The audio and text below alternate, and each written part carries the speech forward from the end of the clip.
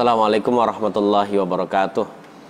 Innal hamdalillahi nahmaduhu wa nasta'inuhu wa nastaghfiruh wa na'udzu billahi min syururi anfusina wa min sayyiati a'malina. May yahdihillahu fala mudhillalah wa may yudlil fala hadiyalah. Wa asyhadu an la ilaha illallah wahdahu la syarikalah wa asyhadu anna Muhammadan 'abduhu wa rasuluhu sallallahu alaihi wasallam wa ala alihi wa ashabihi wa man ihtada bihadihi wastanna bisunnatihi ila yaumiddin. Amma ba'du, fa inna asdaqal hadithi kitabullah wa khairal hadi hadi Muhammadin sallallahu alaihi wasallam wa syarral umuri muhdatsatuha wa kullu muhdatsatin bid'ah wa kullu bid'atin dhalalah wa kullu dhalalatin finnar. Amma ba'da. Ma'asyiral muslimin wal muslimat, jamaah yang saya muliakan dimanapun antum berada, puji dan syukur kehadirat Allah Subhanahu wa taala yang telah memberikan karunia dan kenikmatan yang begitu banyak pada kita semua, sehingga kita bisa kembali lagi menuntut ilmu, bisa thalabul ilmi di tempat yang kita cintai ini, yaitu Masjid Baitur Rahim. Salat dan salam semoga Allah limpahkan dan curahkan pada uswatun hasanah Rasulullah sallallahu alaihi wasallam. Begitu juga pada keluarga beliau, istri-istri beliau, para sahabat beliau, dan juga kepada siapa saja yang selalu tegar di atas ajaran yang mulia ini sampai hari kiamat. Kita mohon pada Allah tabaraka wa ta'ala agar Allah memasukkan kita ke dalam golongan umat Nabi yang setia dan juga tegar di atas ajaran yang suci dan mulia ini sampai hari kiamat, sampai ajal menjemput kita masing-masing. Jamaah sekalian yang dirahmati oleh Allah Subhanahu wa taala, kita akan lanjutkan kajian tentang Sahih Fikih Sunnah, masih berkenaan dengan tentang masalah fikih niat, jamaah sekalian. Di pertemuan lalu kita sudah membahas tentang hal-hal yang disepakati oleh para ulama yang berkenaan dengan niat, tempatnya niat, kemudian hukum menjaharkan atau mengeraskan niat bagaimana, kemudian hukum melafadzkan niat juga bagaimana, kemudian tentang penentuan niat, dan juga terakhir kita membahas tentang masalah merubah niat, merubah atau membalik niat pada saat sholat. Di awal sholat, sebelum sholat, niatnya A, habis itu di tengah sholat diganti niatnya dengan niat yang lain. Kita sudah bahas dalam pertemuan lalu demikian. Di pertemuan ini jamaah sekalian yang dirahmati oleh Allah Subhanahu wa taala, kita akan menjelaskan tentang ikhtilafun niyatil imami wal ma'mum, yaitu perbedaan niat antara imam dengan makmum. Terkadang jamaah sekalian, niat antara imam dan makmum itu berbeda. Nah, kita akan bahas tentang masalah bagaimana kalau itu berbeda. Kemudian poin pertama jamaah sekalian, poin pertama kita akan bahas tentang masalah ijma', kesepakatan para ulama. Yang pertama akan kita bahas bahwasannya tidak ada silang pendapat, perbedaan pendapat di kalangan ulama, bahwasannya apabila niat antara imam dengan makmum itu sama, maka ini menunjukkan sholat tersebut, sholat antara imam dengan makmum itu sah hukumnya. Jadi semua ulama sepakat kalau niat antara imam dengan makmum itu sama, maka sholat kedua-duanya sah, baik sama-sama sholat sunnah maupun sama-sama sholat wajib, gitu ya. Jadi kalau sama, imamnya niat wajib, makmumnya wajib, atau imamnya niat sholat sunnah, makmumnya niat sholat sunnah, gitu ya, maka saat itu sah hukumnya dan itu disyariatkan. Lalu para ulama ini, ulama berbeda, bersepakat pendapat atau berijma apabila sama niatnya. Lalu bagaimana niat antara makmum dengan imam itu berbeda? Nah, di sini jamaah sekalian para ulama berbeda pendapat. Mayoritas ulama berkata bahwasannya kalau niat imam dengan makmum berbeda maka salatnya tidak sah. Ya, salat khususnya yang tidak sah itu adalah salat makmum, gitu ya. Namun pendapat yang kuat, wallahu a'lam bishawab, yang saya pilih adalah pendapat dari mazhab Asy-Syafi'i di negeri kita, dan juga Al-Imam Ibnu Hazm rahimahumullahu ta'ala, bahwasannya tidak disyariatkan. Sekali lagi, tidak disyariatkan persamaan niat antara imam dengan niat makmum. Ya, sekali lagi nggak disyaratkan. Artinya kalau berbeda pun itu sholat kedua-duanya tetap sah. Adapun dalil tentang masalah hal ini adalah keumuman sabda Nabi yang mulia sallallahu alaihi wasallam, Nabi kita alaihi salatu wasallam bersabda, innamal a'malu binniyat, sesungguhnya amalan, semua amalan itu adalah harus dengan niat. Kalau tidak dengan niat maka tidak disebut sebagai amal. Wa innama likulli imri'in ma nawah, dan sesungguhnya masing-masing dari seorang akan mendapatkan hasil atau balasan sesuai dengan niatnya. Nah, di sini makmum meniatkan tertentu berarti dia mendapatkan pahala tersebut, pahala niat tertentu. Begitu juga imam. Artinya dari hadis Nabi yang mulia ini, masing-masing itu diniatkan atau memiliki niat masing-masing gitu ya, maka saat itu ya masing-masing akan mendapatkan sesuai dengan apa yang diniatkan itu. Kalau imamnya sholat wajib, makmumnya sholat sunnah, maka masing-masing mendapatkan pahala sesuai dengan yang diniatkan itu. Begitu juga kalau sebaliknya, dan tidak menunjukkan atas batalnya sholat keduanya. Kemudian ya, bahwasannya Al-Imam Ibnu Hazm berkata bahwasannya Nabi kita SAW menyatakan dengan suatu teks yang sangat jelas ya mas sekalian, bahwasannya seseorang itu akan mendapatkan hasil sesuai dengan niatnya. Ya, dari sini kita yakini ya mas sekalian, bahwasannya imam itu memiliki niat sendiri sah, kemudian makmum memiliki niat sendiri walaupun berbeda dengan imam itu sah. Jadi tidak ada kaitannya satu dengan yang lain. Adapun hadis Nabi yang berbunyi innama ju'ilal imamu liyu'tamma bih, sungguhnya imam dijadikan untuk diikuti gitu ya. Wa fala takhtalifu, maka janganlah kalian berselisih. Makna jangan menyelisihi imam di sini maksudnya adalah jangan menyelisihi imam di dalam gerakan-gerakan yang zahir, gerakan-gerakan yang nampak gitu ya. Jadi seperti itu, karena di dalam sabda Nabi yang lain ini ada yang menjelaskan setelah Nabi bersabda imam dijadikan untuk diikuti ya. Nabi saat itu bersabda, fa idza raka'a farka'u, ketika imam ruku maka kalian rukuklah. Nah, ini benar memang. Tidak boleh kita menyelisih imam ruku kita masih tetap berdiri gitu saja. Atau kita sudah dului gerakan sujud atau i'tidal, ini tidak boleh. Wa idza rafa'a farfa'u, ketika imam mengangkat kepalanya dari ruku maka kalian angkatlah. Wa idza sajada fasjudu, ketika imam sujud maka kalian sujudlah. Wa idza shalla jalisan fasallu julusan ajma'in, ketika imam sholat duduk maka kalian duduklah semuanya. Jadi intinya ini hanya berkenaan dengan masalah gerakan-gerakan yang lahir, adapun batin tidak ada kaitannya. Adapun batin yaitu masalah niat, ini tidak ada kaitannya di dalam hadis ini gitu ya.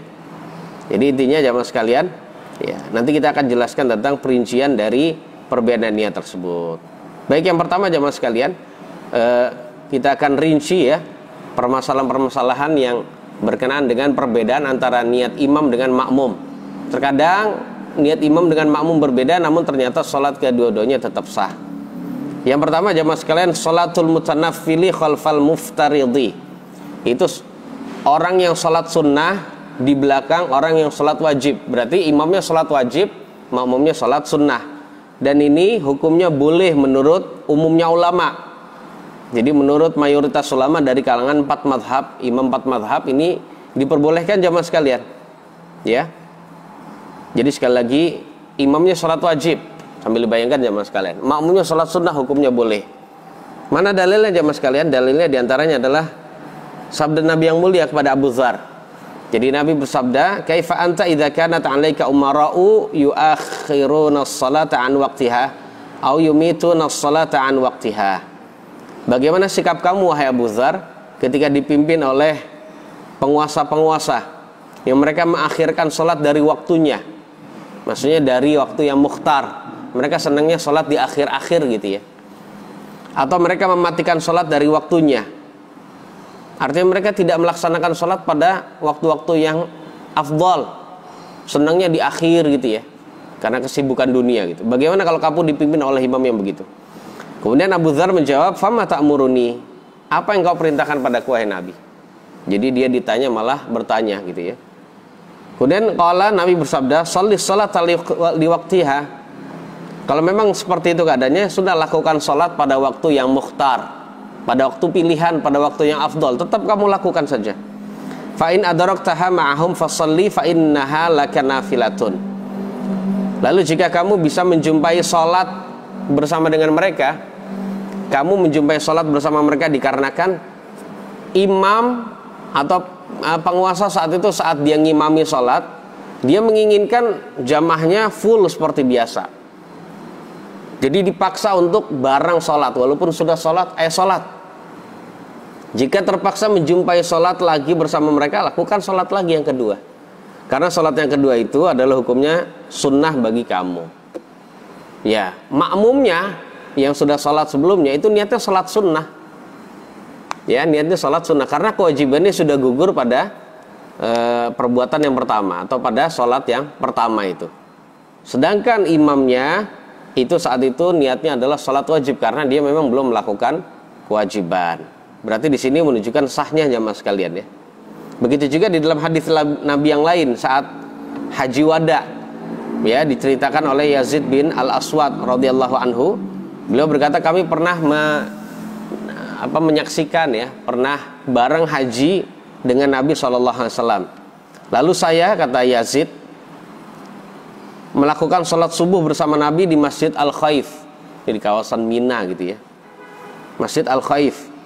Ketika Nabi telah menyelesaikan sholatnya, sudah sholat subuh dan juga sudah berpaling dari kiblat menghadap para jamaahnya, lalu Nabi melihat ada dua laki-laki yang berada di belakang makmum, nggak melaksanakan sholat bersama Nabi. Kan ketahuan ya mas sekalian, karena orang yang zikir itu ya masih pada barisannya gitu. Ternyata di belakang itu dia nggak sholat. Kemudian Nabi bersabda, alayya bihima, datangkan keduanya pada saya. Ngapa nggak sholat tuh? Datangkan keduanya pada saya. Akhirnya keduanya datang pada Nabi jamaah sekalian dalam keadaan gemetar, takut gitu ya. Kemudian Nabi bertanya, ma mana'akuma an tusalliya ma'ana? Apa yang mencegah kamu berdua untuk sholat bersama kami?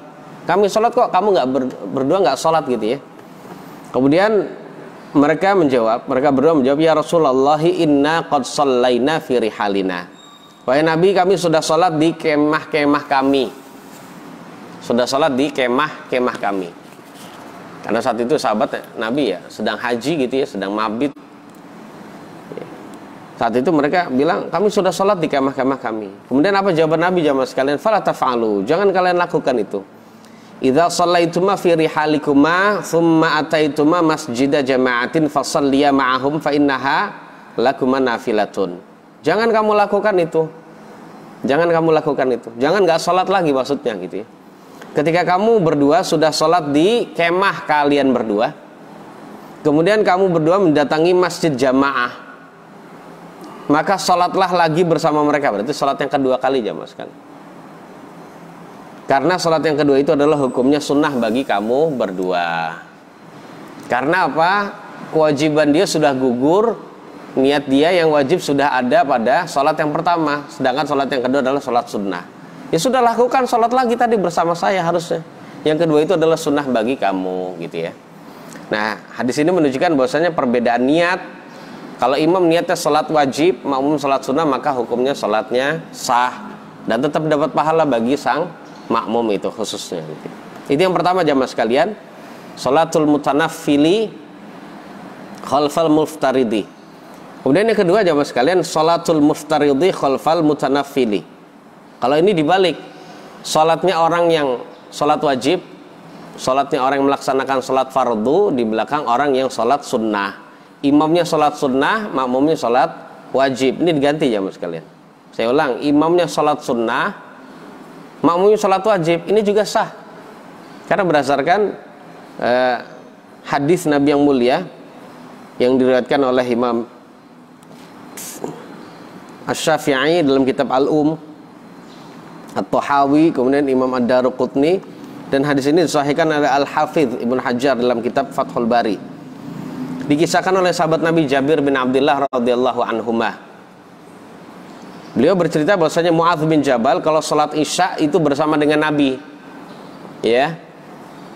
Kemudian setelah sholat Isya, beliau kembali kepada kaumnya. Di sana di kaumnya itu, di masjid kaumnya, dia sudah ditungguin oleh kaumnya. Habis itu Mu'adz melaksanakan sholat yang kedua. Jadi sholat lagi, ngimami mereka kaumnya sholat Isya. Nah gitu ya. Kalau di dalam riwayat lain itu ditambah, hiyalahu tatawwu'an walahum faridatun. Sholat yang kedua itu bagi Mu'adz bin Jabal adalah tatawwu', itu sholat sunnah, sedangkan bagi makmum bagi makmumnya adalah sholat wajib. Berarti menunjukkan perbedaan niat ya antara imam dan makmum di sini sah. Itu sah hukumnya orang yang sholat wajib mengikuti sholat sunnah. Mungkin ada yang berkata bahwasannya itu kan Mu'adz, kalau Nabi tahu bisa jadi dilarang. Jamaah sekalian yang dirahmati oleh Allah Subhanahu wa taala, walaupun ini pekerjaan Mu'adz, tapi Mu'adz kan melakukannya di zaman Nabi. Jamaah sekalian, di zaman Nabi. Seandainya Mu'adz itu salah, oke, kita katakan Nabi bisa jadi nggak tahu. Maka kita jawab bahwasanya seandainya Nabi tidak tahu, tapi Allah Subhanahu wa taala tahu. Dan ketika Allah Subhanahu wa taala tahu dan tidak memberikan wahyu kepada Nabi, berarti menunjukkan boleh jamaah sekalian. Ya, seperti itu ya, berarti menunjukkan boleh gitu ya. Karena dalam hadis yang panjang itu menunjukkan ternyata Mu'adz bin Jabal saat lagi ngimami sholat Isya itu, ternyata dia malah membaca surat Al-Baqarah. Surat Al-Baqarah. Kemudian saat itu ditegur oleh Nabi. Yang ditegur Nabi karena dia memanjangkan bacaan Al-Baqarah, bukan dia sholat yang kedua, bukan. Berarti menunjukkan boleh jamaah sekalian. Jadi hadisnya banyak ya. Atau ada beberapa hadis lain yang menunjukkan bahwasannya makmumnya sholat sunnah, imamnya sholat makmumnya sholat sunnah, sholat wajib ya. Makmum di belakang sholat wajib, imamnya sholat sunnah, itu hukumnya sah.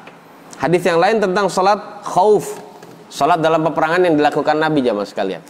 Sholat yang dilakukan, sholat yang dalam peperangan yang ada di zaman Nabi dan juga para sahabat gitu ya. Dan kita tahu bahwasanya sholat khauf itu adalah sholat dalam peperangan. Kalau nggak sholat zuhur ya sholat asar jamaah sekalian. Karena perang di waktu malam itu berhenti. Perang di waktu malam itu berhenti.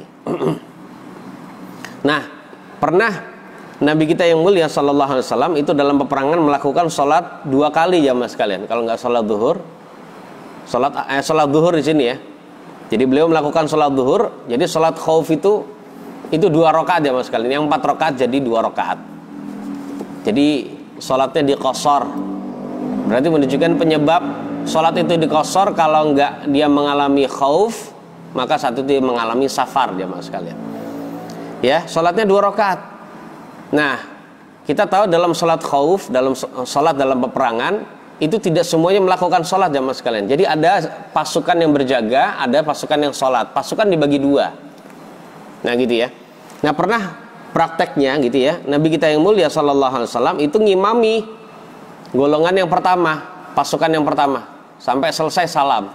Habis itu pasukan yang tadi sholat gantian berjaga, yang berjaga gantian sholat. Kemudian Nabi ngimami lagi pasukan yang kedua, sholat yang sama jamaah sekalian, itu sholat zuhur. Nah sholat yang Nabi yang kedua itu adalah sholat sunnah, sedangkan makmumnya sholat wajib, berarti boleh berbeda niat. Jadi sekali lagi tidak ada kaitannya ya, boleh-boleh saja hukumnya sholatnya sah. Berbeda antara imam dengan makmum itu dihukumi boleh. Oleh karena itu jamaah sekalian, jadi di sini ada permasalahan yang baru gitu ya. Apabila ada orang datang sholat berjamaah dalam keadaan jamaah sedang sholat tarawih misalnya, sedangkan ini ada jamaah sedang sholat tarawih, sedangkan di sini ada orang yang baru datang, dia belum sholat isya. Imam dan makmumnya saat itu jamaah umumnya adalah sholat tarawih, berarti sholat sunnah.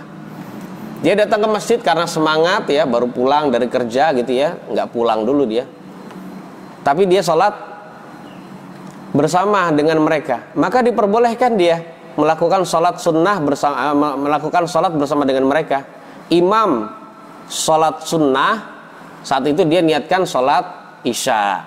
Cuman konsekuensinya karena sholat isya itu kan 2 rakaat salam, 2 rakaat salam. Ketika imam salam dia menyempurnakan 2 rakaat, maka saat itu sah. Jadi seperti itu jamaah sekalian ya, yang dirahmati oleh Allah Subhanahu wa taala. Itu yang kedua, itu sholatul muftaridi khalfal mutanafili. Makmumnya sholat wajib, sedangkan imamnya sholat sunnah. Sekarang yang ketiga jamaah sekalian, sholatul muftaridi khalfaman yusalli fardhan akhar, yaitu orang yang sholat fardu berada di belakang orang yang melakukan sholat fardu lainnya. Jadi sama-sama imam dan makmum sholat fardu, sholat wajib, namun sholat fardunya berbeda. Imamnya sholat fardu A, makmumnya sholat fardu B misalnya gitu ya. Nah, bagaimana kalau ini jamaah sekalian? Nah, untuk menjawab kasus yang ketiga ini, di sini kita perinci menjadi 3 kondisi.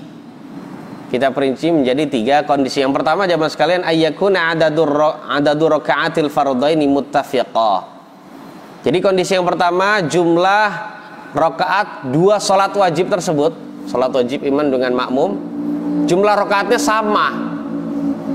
Saya ulang, jumlah rakaat sama jamaah sekalian. Walaupun beda niat salat wajibnya, tapi jumlah rakaatnya sama. Seperti ada orang yang salat zuhur. Salat zuhurnya ini adalah mengqadha jamaah sekalian. Saya ulang, salat zuhurnya ini mengqadha. Mengqadha di belakang imam yang salat asar. Kan salat zuhur 4, salat asar 4. Loh kok bisa imam salat asar, makmum salat zuhur? Bisa saja jamaah sekalian. Karena makmum saat itu baru ingat, oh iya, saya belum salat zuhur. Ya, karena apa? Tadi pas salat zuhur ketiduran gitu ya. Pas salat zuhur ketiduran. Maka dalam keadaan demikian, pas dia bangun dalam keadaan sudah qomat salat isya, atau bangun dalam keadaan adzan, maaf, bukan adzan isya. Pas dia bangun, ya, bangun tidur siang dalam keadaan dia sedang adzan salat asar. Dia wudhu, datang ke masjid, sudah iqamah salat asar. Apakah dia ikut salat asar? Apakah dia niat salat asar dengan imam? Atau dia salat zuhur dulu? Jawabnya salat zuhur dulu, karena berurutan jamaah sekalian. Karena dia harus melakukan salat secara berurutan. Ya, dia lakukan salat zuhur, tapi niatkan salat zuhur yang qadha. Ya, salat qadha. Kenapa qadha? Karena memang sudah habis waktunya. Dan dia bukan termasuk orang yang diperbolehkan untuk menjamak. Berarti dia niatkan salat zuhur yang qadha, tadi belum melakukannya. Nah, maka saat itu jamaah sekalian, kalau sudah demikian maka hukumnya boleh. Begitu juga boleh salat imamnya salat isya misalnya, sedangkan makmumnya salat zuhur tadi, atau salat asar yang di qadha gitu ya, maka hukumnya tidak mengapa. Namanya orang lupa atau ketiduran, maka itu adalah uzur. Itu kondisi yang pertama, jumlah rakaat antara imam dengan makmum sama walaupun berbeda salatnya. Yang B, ayyakuna adadu rakaati fardil ma'mumi aksar minal ma'mum, yaitu jumlah rakaat salat fardunya makmum lebih banyak dibandingkan imam. Saya ulang, jumlah rakaat salat fardunya makmum itu lebih banyak dibandingkan salat fardunya imam. Imamnya salat fardu, makmum salat fardu. Tapi jumlah salat fardu, jumlah rakaat salat fardunya makmum, maaf ya, jumlah rakaat salat fardunya makmum itu lebih banyak dibandingkan imam gitu ya. Ini contohnya seperti seorang yang salat zuhur di belakang salat subuh. Bisa nggak? Bisa kalau mengqadha. Bisa kalau mengqadha gitu ya jamaah sekalian. Saya ulang, seperti orang yang salat salat zuhur di belakang salat subuh atau salat maghrib, boleh ya mas sekalian. Imamnya salat subuh atau maghrib, sedangkan makmumnya itu salat zuhur. Sekali lagi ini boleh kalau memang mengqadha karena ada uzur, kelupaan atau tidur gitu ya. Maka hukumnya boleh jamaah sekalian. Jadi berdasarkan qiyas gitu ya. Berdasarkan qiyas dari salat masbuk. Dari salat masbuk. Kalau salat masbuk gimana ya mas sekalian? Imam salam, ya karena dia masbuk, nambahin. Makmum pun begitu. Kan makmum salatnya 4, sedangkan imamnya hanya 2 atau 3. Ketika imam salam, dia tidak salam tapi dia naik. Jadi seperti itu, dia menyempurnakan. Begitu juga dikiaskan lagi dengan orang yang salatnya orang yang mukim di belakang orang yang mengqashar salatnya. Ya, ini juga diperbolehkan sah ya mas sekalian. Misalnya di masjid kita gitu ya, kita jamaah mukim, sholatnya berarti sempurna 4 rakaat. Namun di situ ada tamu yang sedang safar sholat di situ. Dan kita tahu tamu itu adalah orang yang ahli dalam Al-Quran, sehingga kita menyuruh dia maju, padahal dia safar, dia sholatnya 2 rakaat. Boleh jamaah sekalian. Imamnya sholat safar, itu sholat 2 rakaat, dia 2 rakaat saja, sedangkan makmumnya 4 rakaat. Nah, dalam keadaan begitu jamaah sekalian yang dirahmati oleh Allah Subhanahu wa taala, ketika imam sudah salam dari 2 rakaat, makmumnya semuanya menyempurnakan masing-masing. Ini menunjukkan bahwasannya perbedaan niat antara imam dengan makmum, imamnya rakaat sholatnya lebih sedikit daripada makmum, itu hukumnya sah gitu ya. Kemudian yang kondisi ketiga jamaah sekalian ya. Ini kondisi ketiga, ayyakuna adadu rakaati fardil ma'mumi aqallu atau aqalla minal imam. Kondisi yang ketiga jamaah sekalian, jumlah rakaat salat fardunya makmum itu lebih sedikit dibandingkan imam. Contohnya imamnya salat fardu 4 rakaat, sedangkan jamaahnya 3 rakaat, makmumnya ini 3 rakaat. Maka ini nggak boleh. Atau imamnya sholat 3 rakaat maghrib, sedangkan makmumnya sholat wajib juga, tapi sholat subuh 2 rakaat. Nggak boleh hukumnya jamaah sekalian. Ya, dalam keadaan begini hukumnya tidak boleh, karena dia mesti akan berbeda dengan imam di dalam gerakan lahirnya, gerakan lahiriahnya. Karena ketika, perhatikan jamaah sekalian, ketika imam sholatnya atau rakaatnya itu lebih banyak, makmumnya sedikit, makmumnya cuma sholat subuh misalnya, sedangkan imamnya 4 rakaat. Ketika habis 2 rakaat, harusnya makmum ini kan selesai kan. Ketika 2 rakaat, sama-sama 2 rakaat, imam kan naik menuju rakaat ketiga dan juga keempat. Nah, dalam keadaan begitu, makmum mau mengikuti gitu, nggak boleh jamaah sekalian. Makmum saat itu nggak boleh ngikuti. Makmum saat itu jamaah sekalian, dia kalau dia seandainya mengikuti, maka dia akan berbeda. Dia mengikuti berarti menunjukkan masa ada sholat subuh itu lebih dari 2 rakaat, nggak boleh jamaah sekalian. Nah, berarti mau nggak mau dia harus menyelisihi imam.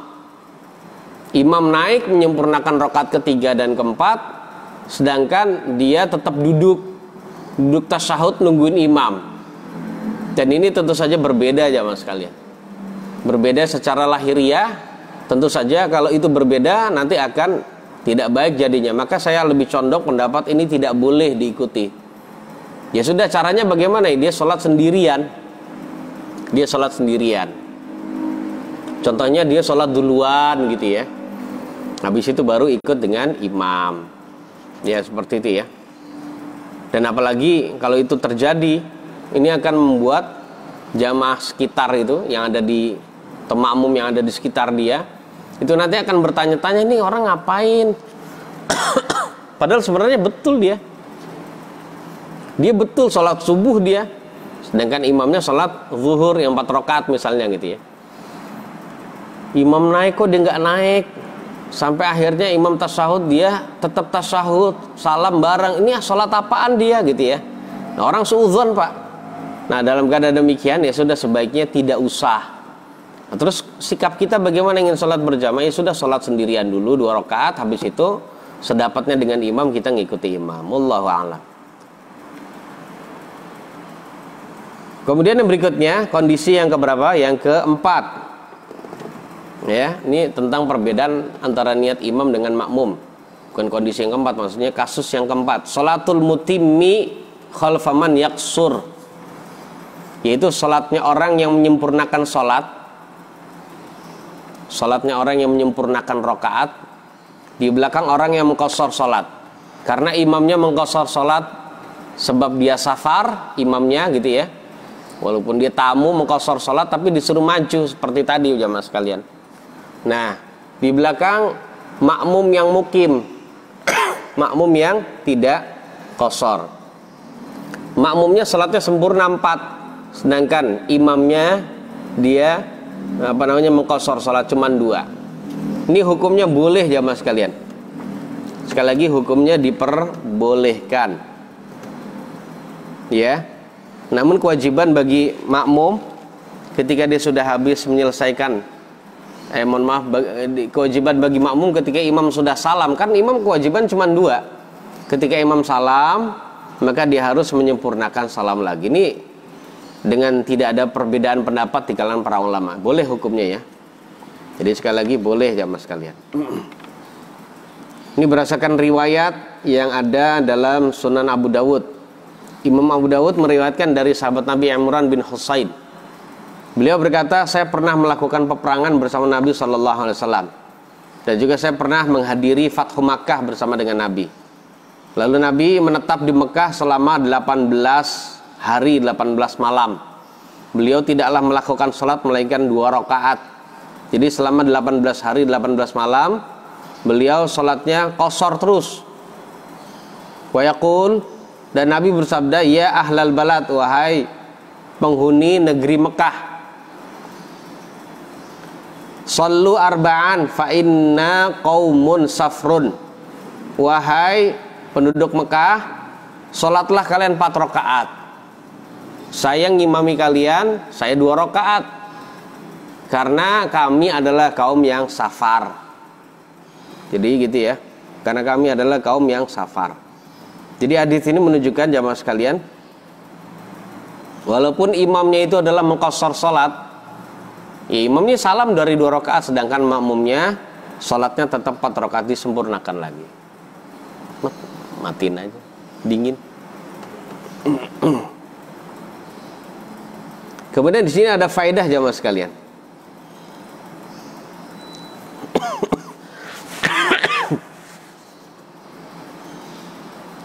Di sini ada faedah bahwasannya tidak disyaratkan niat qashar bagi orang yang hendak mengqashar salat. Saya ulang ya, tidak ada persyaratan harus niat qashar terlebih dahulu bagi orang yang hendak mengqashar salat. Sekali lagi, ini adalah pendapat umumnya kaum salaf jamaah sekalian. Sebab tidak ada nukilan dari seorang pun yang berasal dari Nabi bahwa Nabi menyuruh para sahabatnya ya untuk melakukan demikian. Tidak niat untuk qashar dan juga tidak niat untuk jamaah. Artinya ya sudah, kewajiban bagi makmum ngikuti imam. Ya gitu ya. Imam kalau sholatnya 2 rakaat dalam keadaan safar misalnya, ini khususnya safar jamaah sekalian, ya sudah, dia ngikuti imamnya saja, imamnya salam dia ikut salam. Ya gitu ya. Jadi tidak ada persyaratan harus diniati qashar. Yang penting kewajiban dia niatnya karena Allah sholat, dan juga tentukan niat sholatnya itu zuhurkah, asarkah, maghribkah, isyakah, subuhkah, gitu jamaah sekalian, dengan rakaatnya gitu ya. Atau dia pokoknya niat, tentukan saja niat. Nah, seandainya dia niatnya sholat zuhur, saya ulang, seandainya dia niatnya sholat zuhur saja gitu. Nah tiba-tiba ternyata imamnya dia tidak ada niat sholat qashar, sholat zuhur gitu ya. Ternyata imamnya hanya 2 rakaat, karena memang antara imam dengan makmum sama-sama safar. Ya gitu ya. Imamnya habis 2 rakaat, imamnya salam, yaitu makmumnya ikut salam. Jadi tidak ada syarat bahwasannya, aduh tapi saya nggak niat untuk sholat safar 2 rakaat ini, ya sudah tetap salam. Jadi tetap salam jamaah sekalian. Ya gitu ya. Alasannya apa jamaah sekalian? Karena Nabi ketika beliau keluar saat haji, Nabi sholat zuhur 4 rakaat di Madinah jamaah sekalian.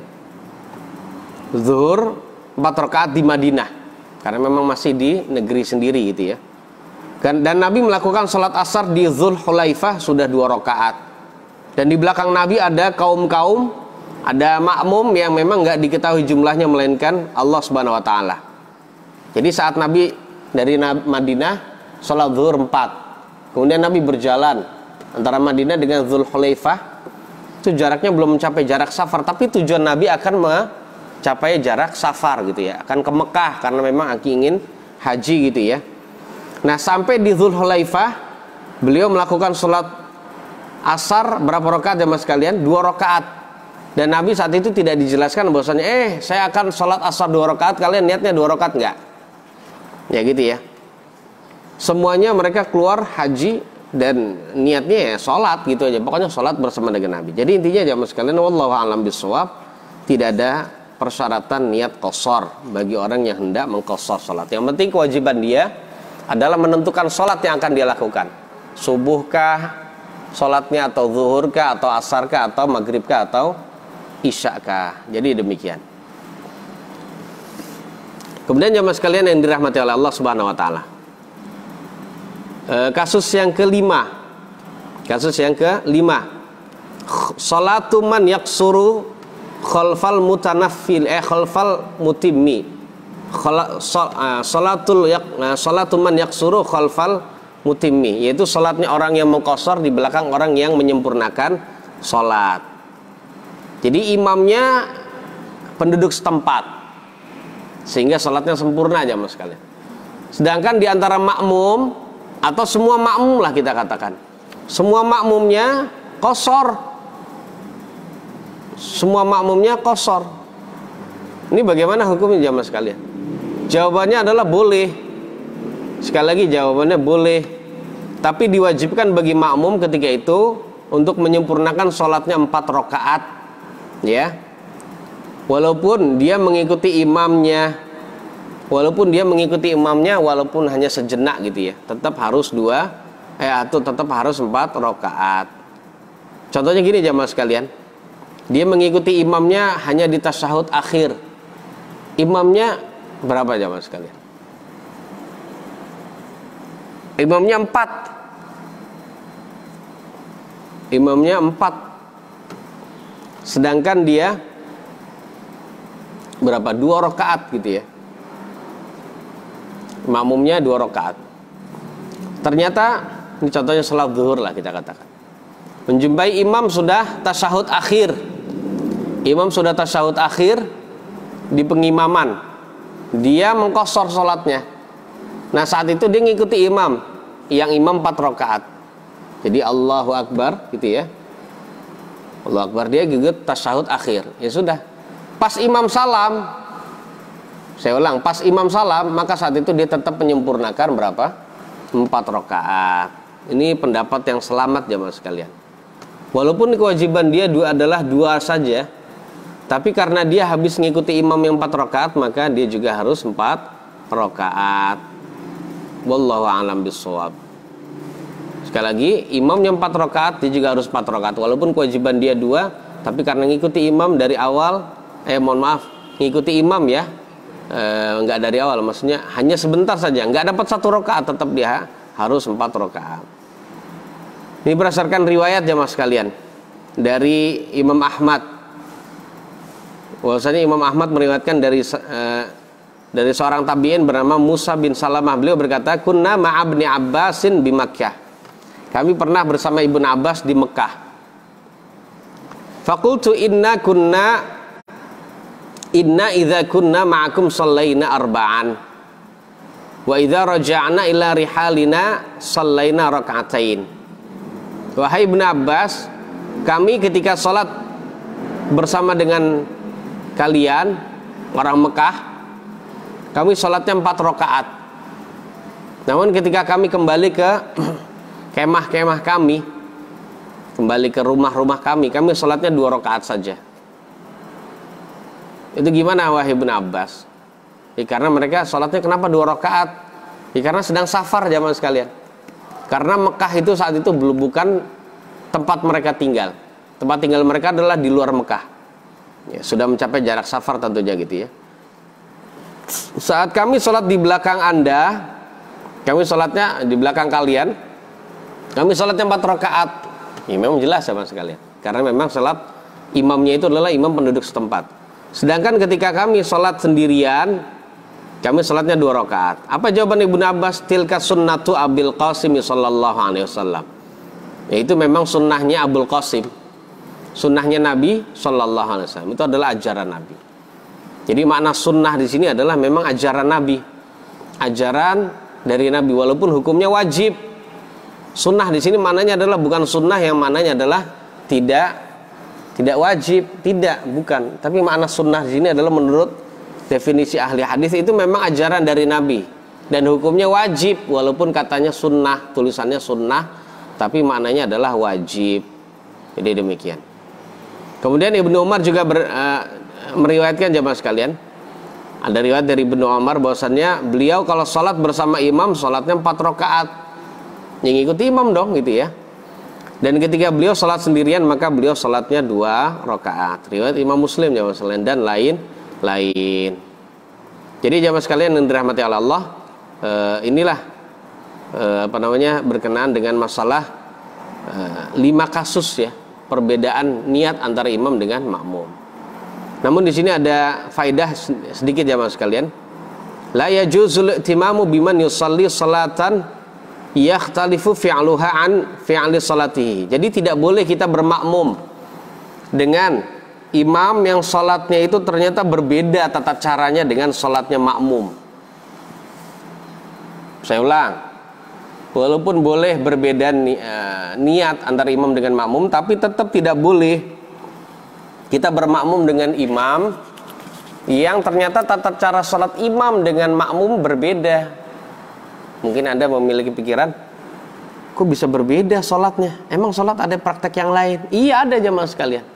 Contohnya adalah seperti seorang yang sholat zuhur di belakang orang yang melakukan sholat jenazah atau sholat gerhana. Loh, ini nggak boleh jamaah sekalian.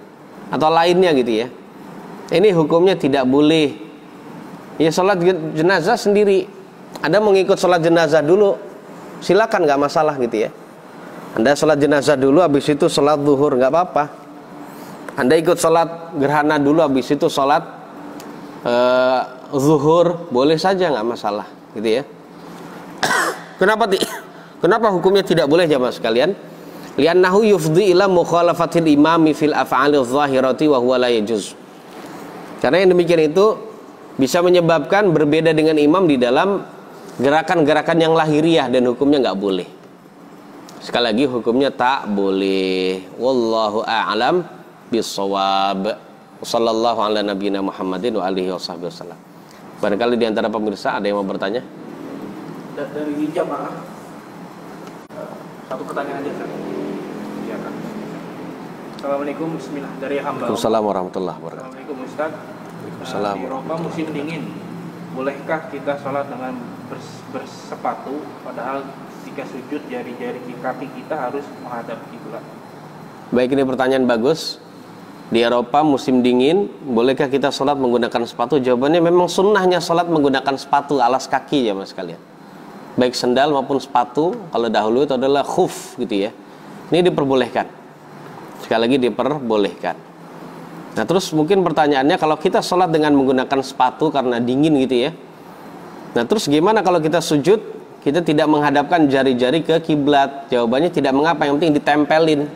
Kalau bisa ditekan-tekan, kalau nggak bisa ditekan karena kulitnya tebal, ya sudah, yang penting ditempel ya mas sekalian.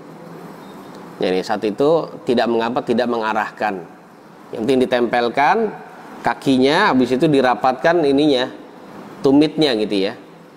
Kalau memang bisa ditekan silakan, kalau tidak tidak mengapa. Karena menghadapkan jari-jari ke kiblat itu hukumnya sunnah. Dan itu selayaknya tidak ditinggalkan kalau memang bisa. Tapi kalau memang tidak bisa, ditekan nggak bisa, berarti ada uzur. Ya insya Allah dia tetap mendapatkan sunnah tersebut. Yang penting sunnahnya, kewajibannya adalah ditempelkan pada lantai. Kemudian sunnahnya dia tempelkan antara tumit dengan tumit. Jadi seperti itu. Wallahu a'lam bishawab. Semoga Allah memberikan kita rezeki istiqomah di atas kewajiban ibadahnya dan juga syariatnya. Ada pertanyaan lagi? Cukup? Taib, gitu saja jamaah sekalian kajian kita di pagi hari ini. Semoga Allah memberikan tambahan faidah dan manfaat bagi anak khususnya dan juga bagi kita semua. Apabila ada kekurangan, kata-kata yang tidak berkenan atau kesalahan, ini murni dari saya dan juga dari syaitan. Mohon maaf yang sebesar-besarnya dan saya mohon ampun kepada Allah Subhanahu wa taala. Apabila ada yang benar, semua juga murni berasal dari Allah Subhanahu wa taala. Kita tutup. Subhanakallahumma bihamdik asyhadu an la ilaha illa anta astaghfiruka wa atubu ilaik. Wassalamualaikum warahmatullahi wabarakatuh.